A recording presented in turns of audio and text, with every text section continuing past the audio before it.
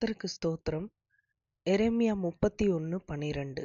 அவர்கள் வந்து சியோனின் உச்சியிலே கெம்பீரித்து, கர்த்தர் அருளும் கோதுமை, திராட்சரசம், எண்ணெய், ஆட்டுக்குட்டிகள், கன்றுக்குட்டிகள் என்பவைகளாகிய இந்த நன்மைகளுக்காக ஓடி வருவார்கள்.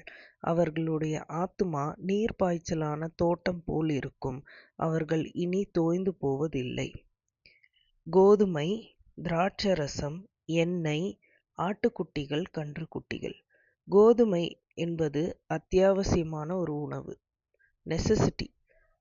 ஸோ ஆண்டவருடைய மன்னா, தினம் அவருடைய வார்த்தை.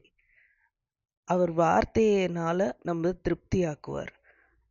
திராட்சரசம், ஹாப்பினஸ், ஜாய், ரிஜாய்சிங் இன் த லார்ட். ஸோ திராட்சரசம்ன்றது வந்துட்டு ஒரு ஹாப்பினஸ்.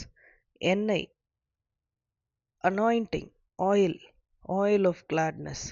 அவர் வந்து நம்ம மேலே வச்சிருக்க ஒரு அபிஷேகம். ஆட்டுக்குட்டிகள், கன்றுக்குட்டிகள், ஃபினான்ஷியல் வெல்த். அதாவது ஆட்டுக்குட்டிகளும் கன்றுக்குட்டிகளும் வந்து ஒரு மனுஷனுடைய ஃபினான்ஷியல் ஸ்டேட்டஸ், ஃபினான்ஷியல் வெல்த்தை குறிக்குது. ஸோ இந்த 4 நன்மைகளையும் ஆண்டவர் வந்து ஆவிக்குரிய ரீதியாகவும் சரி, உலகபூர்வமாகவும் சரி, அவருடைய ஜனங்களுக்காக நன்மைகளாக வச்சிருக்கார்.